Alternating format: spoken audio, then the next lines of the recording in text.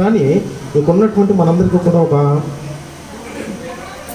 ఒక ఆలోచన ఉంటుంది. ఏంటి ఆలోచన అంటే, ఈ యొక్క గృహాన్ని నిర్మించడానికి వారి ప్రయాస లేదా వారు వెచ్చించినటువంటి ధనము ఇవేవి కూడా మనకు గుర్తుకు రావు. ఎందుకంటే మనం ఏదో ప్రారంభంలో వచ్చాము, చూసాము, వెళ్ళాము.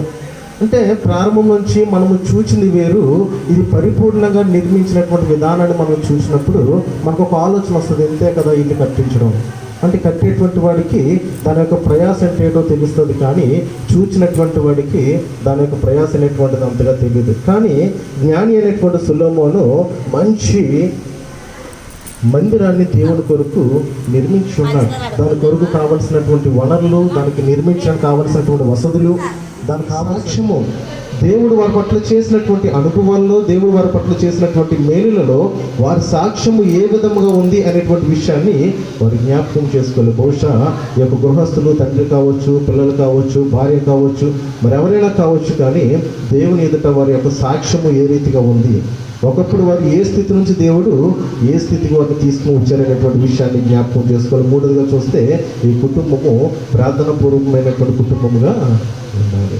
మనం ఎంత సంపాదించినప్పటికీ కూడా మనము కొన్ని సందర్భాల్లో కొన్ని విషయాన్ని మనము సంపాదించుకోలేము. కొంతమంది గడియారం కొనుక్కుంటారు, కానీ అందులో సమయాన్ని వారు కొనుక్కోలేరు. ఎందుకంటే ఇప్పుడు దేవుని విశ్వాసులారా, సర్వము సంపాదించవచ్చు, కానీ కొన్ని విషయాల్లో ఒక క్రమబద్ధీకరంగా నడిపించిన దేవాది దేవునికి మొట్టమొదటిగా వందనాలు. అదే రీతిగా మరి దేవుని సేవకులు, మరి రాజభూషణం అయ్య గారికి కూడా మన ప్రత్యేకమైన వందనాలు.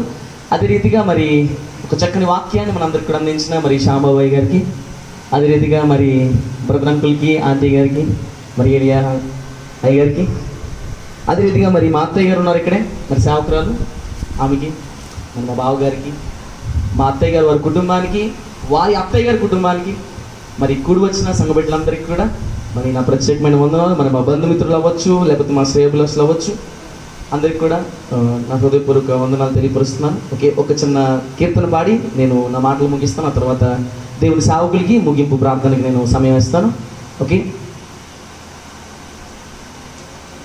మేలు చేయక నీవు ఉండలేవయ్యా, ఆరాధించక నేను ఉండలేనయ్యా. మేలు చేయక నీవు ఉండలేవయ్యా, ఆరాధించక నేను ఉండలేనయ్యా. యేసయ్యా, యేసయ్యా, యేసయ్యా, యేసయ్యా, యేసయ్యా, యేసయ్యా, యేసయ్యా, యేసయ్యా.